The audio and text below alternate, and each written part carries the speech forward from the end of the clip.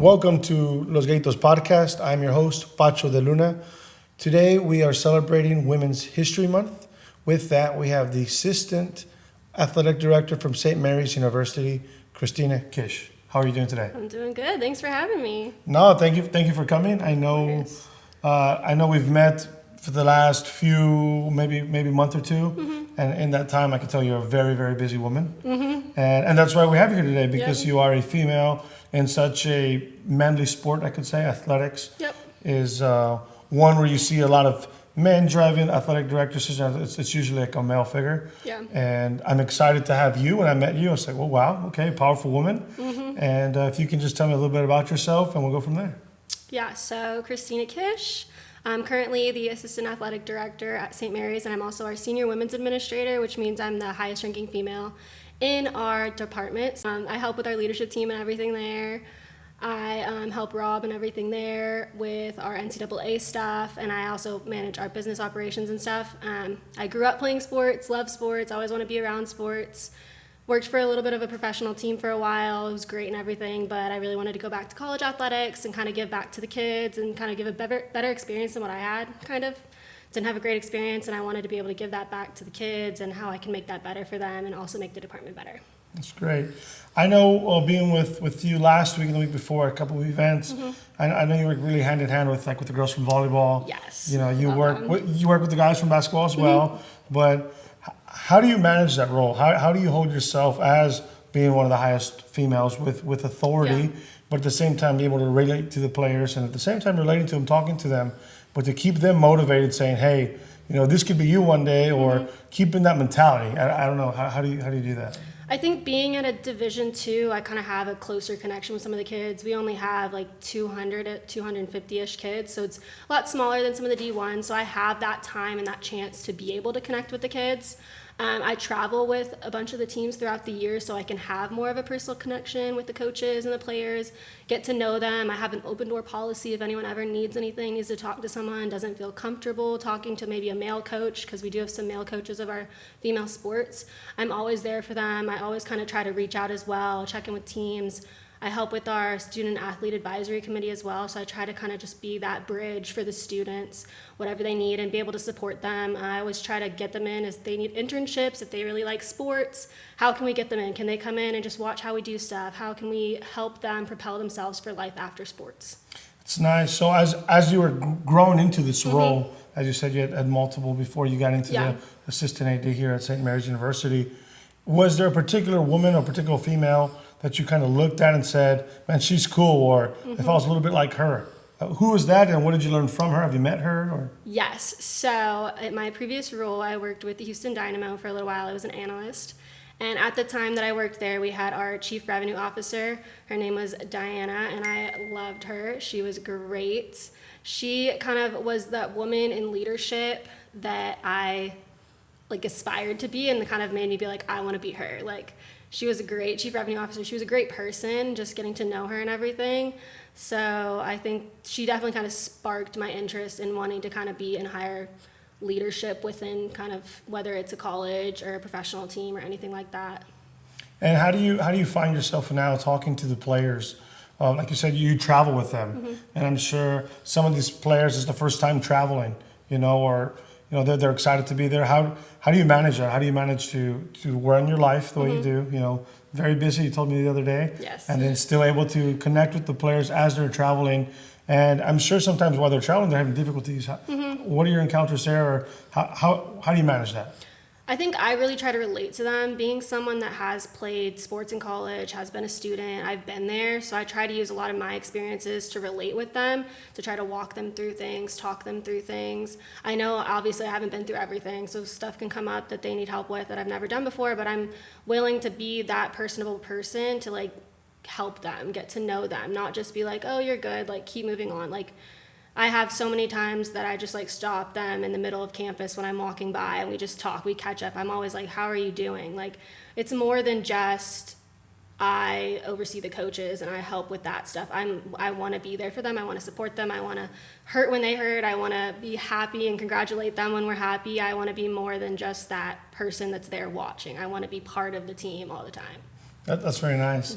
And can you talk about some of the challenges you faced being such a young woman in such a big role? I mean, I'm sure there is someone that you go to when you have those challenges, when you hurt, when you're excited at the same time. Like, what are these challenges that women face in this role, and what would you tell the youth to see you in your role and say, hey, I want to be like her. I know it's going to be difficult, but how can I overcome that challenge? Like you mentioned, it's a very male-dominated field. That's just how it's been, unfortunately. And I think that what's the right word? It's when they brought in the senior women's administrator, that was the main goal of the role. It was to have someone with a female perspective be part of those meetings, because a lot of the time it was male-dominated. So bringing that position in and having someone that can stay in those leadership meetings and talk about like what it's like to be a female and make sure that we are giving the same equality to both male and female athletes has been a big thing. And I've been able to use that and kind of propel myself in talking to other people, making other connections, building things, being able to kind of invest myself a little bit more in the NCAA and kind of see like what are the rules and compliance stuff, and be able to kind of see every aspect of it has been great. Obviously, like you said, yeah, there's a lot. I can't turn to the kids, obviously. So I turn a lot of the time to my other administrators with me. I'll turn to my fiance, just kind of anyone who understands sports and stuff, just kind of like talking through like, oh, this team's doing this. Like, how can I like help them? Like, what's a good way to go about this to be able to help them and kind of help themselves moving forward? And one of the things I really like about the NCAA, and you know, we can't talk women's athletes, we can't talk about how great women been without like talking about Caitlin Clark. Oh yeah. You know, I mean, to me, it was this last year I was in Europe and I saw someone with a Caitlin Clark jersey. To me, that's pretty cool. I mean, it's so powerful, you know, and to me, you hear it every day. Well, it's just this, that. To me, it's great what she's doing. You know, it's a movement. It's just empowering people to be like, hey, she can do it. Yeah. She's changed the sport around.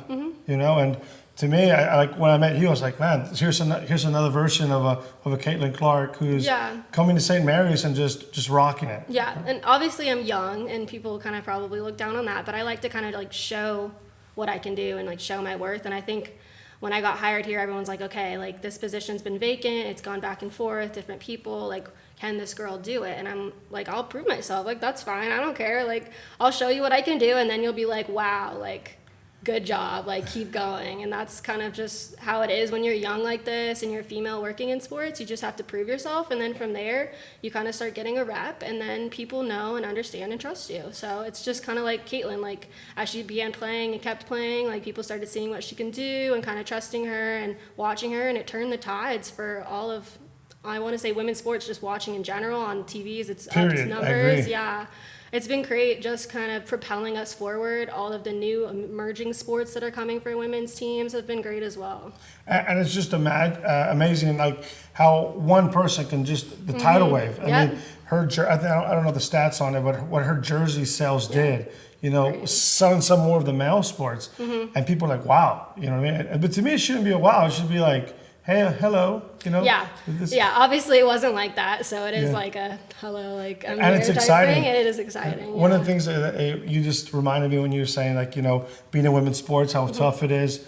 There's that baseball movie with Tom Hanks, and he's just like, hey, there's no crying in baseball, right? But it's funny because that movie's been around for 15 years. I forget what it's called. Do you know what I'm talking about? Yeah, you're talking about the one where the girls play. The girls play. I'm blanking on the name too. But but it's a great movie. Yes, it's a great film. Movie. But to me, it's like foreshadowing of where we are today, right? Because now I think we're in a position where if you don't want to do it, it's because you don't want to. Like I really feel, and yes, we're still got a lot more steps to be there to move to the forward that man, female are the same. The pay grade. I think we're going in the right direction. I agree. And I think that's where we need to stay at, right? Like, yes, there's going to be negatives. There's going to be speed bumps. Some people are going to like it. Yeah. But like you just mentioned, you just got to suck it up, buttercup, and continue working with it, right? And it's something very nice, you know. So I think you're doing a lot for St. Mary's. Let me ask you, what would you like to do? You know, if you had a magic wand. Yeah. You know, and the president of the university said, okay, Kristina, what do you want to do? What would be that? I want to keep propelling our sports teams for sure. We have a brand new team called Stunt, which is kind of like a mix between cheer and gymnastics.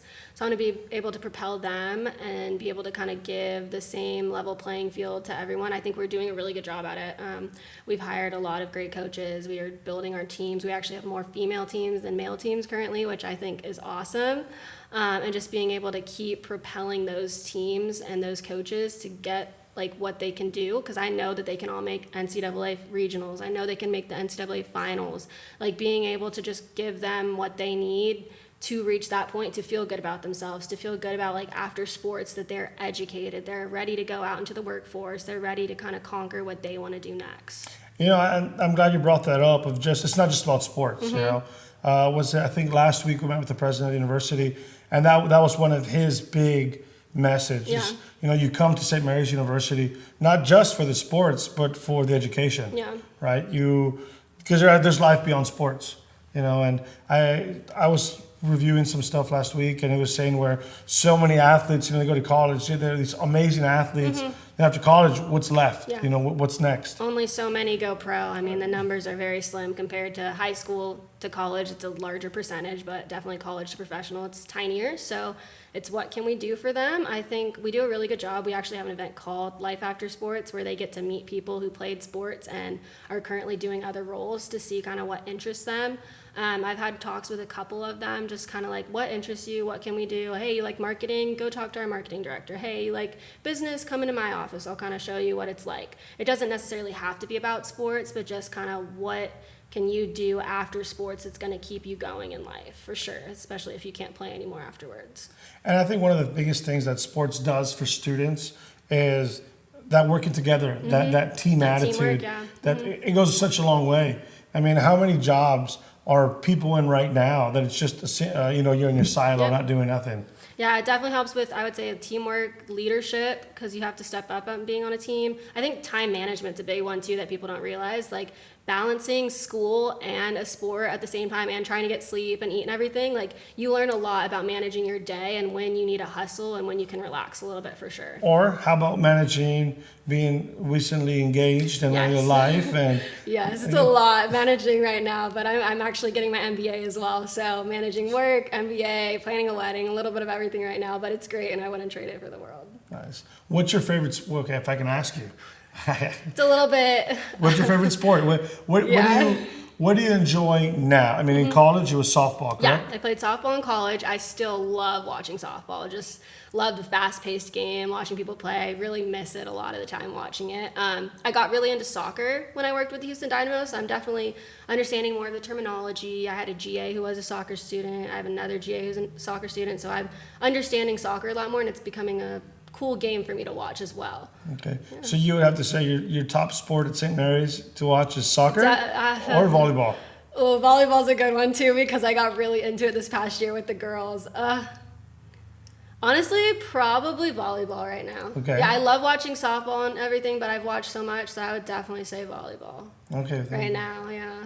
Yeah, I would have to say I really enjoy tennis. Yeah. The tennis is really great. A good tennis team. But that last week that we were at the baseball game, to me that was really fun. Okay, that was a good game to be at though. Going into extra innings with like a nationally ranked team, like we couldn't have drawn up a better play to walk that game off in the 10th inning. It was great. I mean, it was very nice. It was exciting. It was so exciting.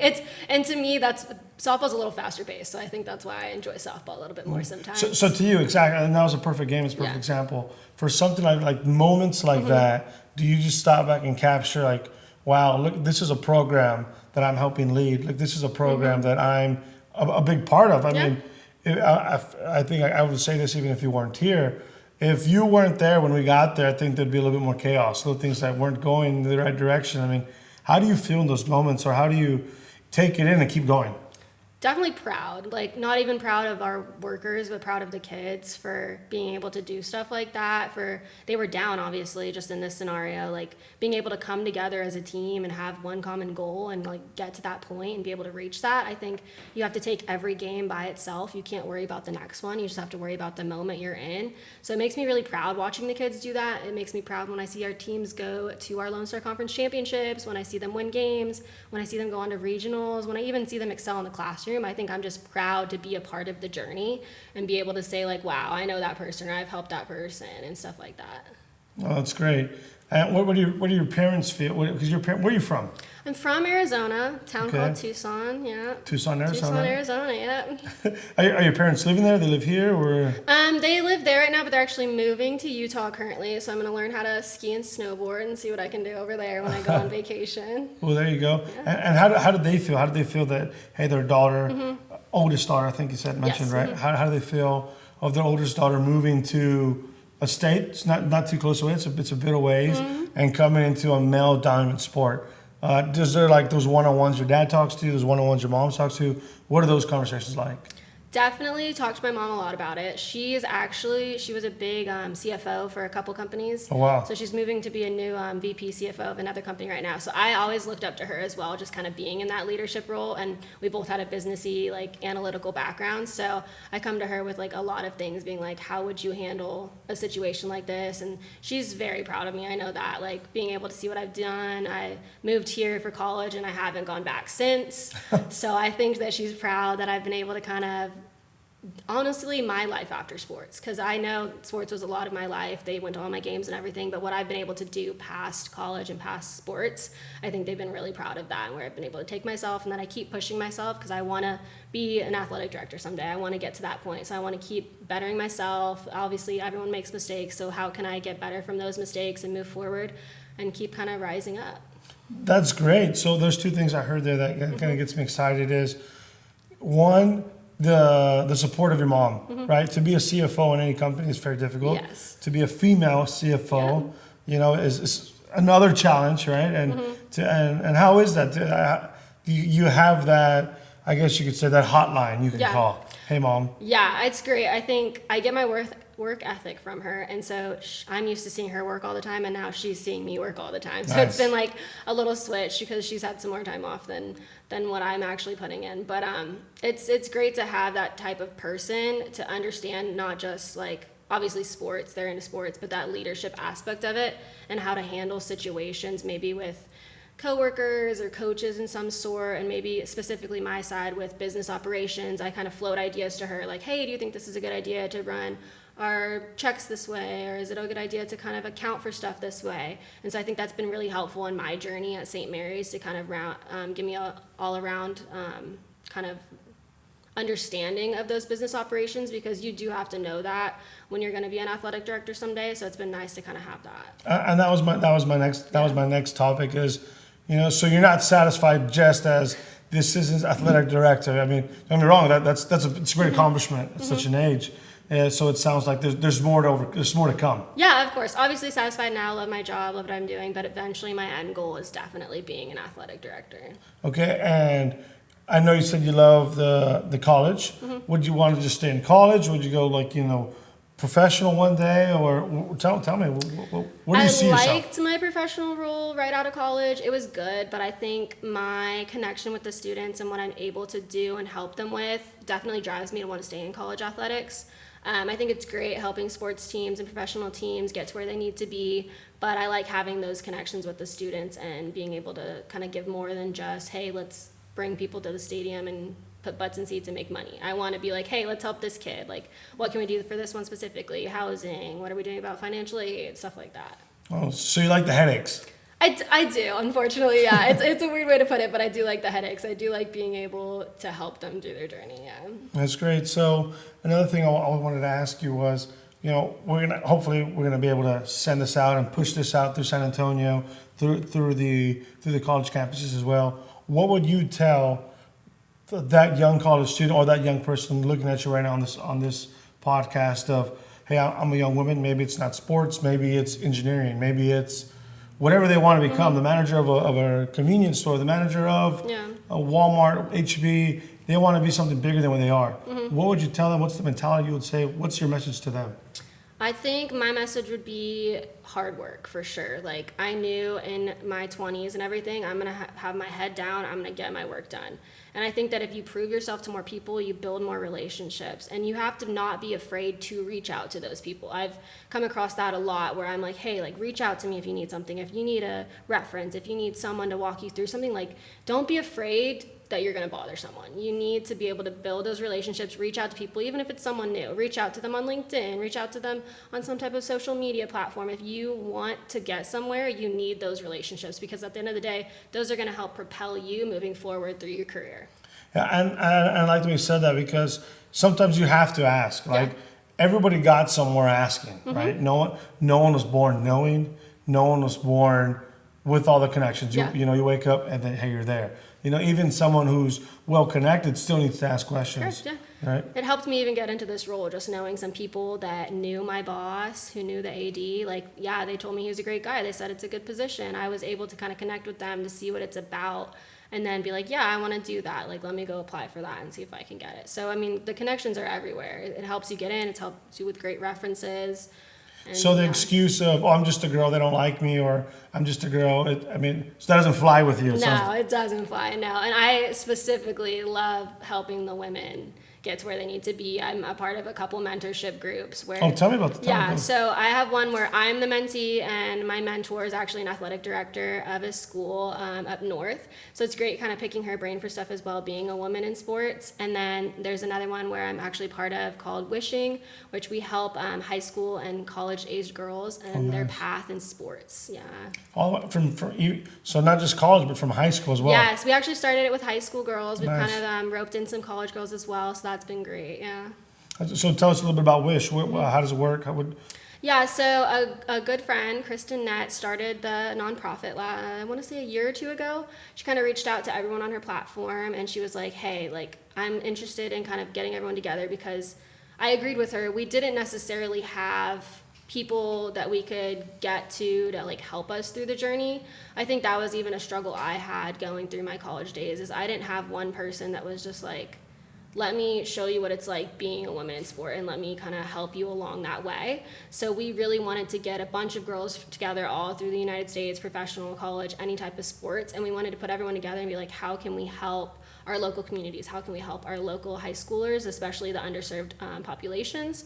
So we went ahead and we put this together. She did a great job with it, and now I'm a mentor on it, where I've been here for the past 2 years. That's nice. So I meet with a specific high schooler once a month, and we kind of just talk through problems. We talk through, okay, resume building, okay, relationships, communications, things like that, like specifics to what can propel them moving forward. So it's been great to kind of see the journey through everyone for that. So if someone listening to this, if a high school student, how do they get to Wish? How do they access this? Is it only in some high schools, or how does it work? So they started some in-person ones this year, and there's a couple locations for them, but the rest of them are fully online. You just have to apply through the website, which I'm not exactly sure if I remember, but I know it's Wishing Women in Sports Helping Inspire the Next Generation. So I would definitely look that up. Kristina Kish is the founder, so I would look her up too as well. And We can put it all in the bio of the story and just... Yeah, and then you can go ahead and apply to be a mentee or a mentor, and they will connect you. Like, they'll do the rest of the work. Everything's Zoom friendly, so you don't have to live in the same state. Like, my mentee actually is in Houston, so I didn't even have to... We didn't have to go meet each other. We could if we wanted to, but there's people all across the world. I know that they have people in Kentucky, they have people in Pennsylvania, stuff like that. So they try to connect you with someone to help you along your journey, so you have that individualized kind of coaching. To me, that's very important, and some people get excited with the professional athletes. Some people get excited with the college athletes. Exactly. But some people also forget about the high school students, the junior high, the elementary. Yeah. And I was talking to some people last month, and that's what we're saying, that we can't forget the youth. Correct, because you're not going to be able to become a professional athlete, college athlete, high school athlete. Unless you start, my nephew is, I think, 10 years old, and he just started, hey, I want to go to Duke. Yeah. We're like, okay. Go, I would prefer him going to Texas A&M, but that's fine. And he loves basketball. With the Final Four being here in San Antonio, Yep. he's getting all excited for it, and it touches home, because it's why not tell him he can go to Duke, right? Not tell these young kids. Is that where my youngest nephew is? I want to say he's 4. But he loves the movie Rudy, so he loves Notre Dame, right? So he's like, hey, Rudy, wants to watch the football movie, and sometimes he'll watch it with his little helmet, But I and my sisters, we started talking and saying, you know what? We need to start talking to them even more now about sports and education, and like you mentioned earlier, it's teamwork, it's time management. You want to go play outside, you got to make sure Get everything done. you get your little chores done. The 10-year-old, hey, make sure you get your homework done. And we kind of used it on him the other day because he was like, I don't want to do my homework. And my brother-in-law was like, how do you go to Duke? Yeah. You can't go to Duke and be a sport player if you don't do your homework. They have good academics too. So They have great academics. You have to be good, yeah. So I think it's great that when we look at sports, we're just not looking at the analytics of, hey, how good a team is. But, and I'm just going to drive it home because the president was that was his message. Sports and academics. Yep. We have to have a strong academics, and that's why I'm very excited. The team here is very excited to work with St. Mary's. Yeah.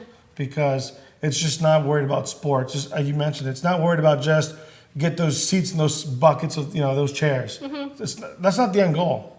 The end goal is to educate them, to work with them, and they have a female assistant athletic director. So. Yeah. I mean, they're kind of putting their money where their mouth is. For sure, yeah. Rob always says sports are actually the front porch of the university. So we're the ones going out on the road. We're the ones wearing the jerseys outside. We're ones taking flights, driving everywhere. So, like, they see the name on the front, and they're like, oh, what's St. Mary's? Like, you want them to be able to see, like, you're a good sports team, but you're also good academics. That's how you recruit new people to come to the university, and that's how you keep growing the university, to have the money to be able to keep funding these teams. That's great. Yeah. So for one last message, if you want to tell someone, your mom, your dad, that you're on this podcast, or to anybody listening, what would that be? Thank you for supporting me, for sure. Thanks to my mom, my dad, my fiance, everybody that's been in my life. Even my brother, I know he didn't want to go to the games, but I appreciated him being there and supporting me, and I just want to be thankful for everyone that ever coached me, because I think instilling those traits that we talked about really kind of drove me to be able to be a good leader and be able to kind of go on this journey for me. Well, Kristina, I really appreciate it. The team appreciates it, and thank you for coming by the studio. Thanks for having me. All right. Thank you, everybody, for listening in. As you know, this is the Assistant Athletic Director at St. Mary's University, Kristina Kish. Thank you, and God bless you.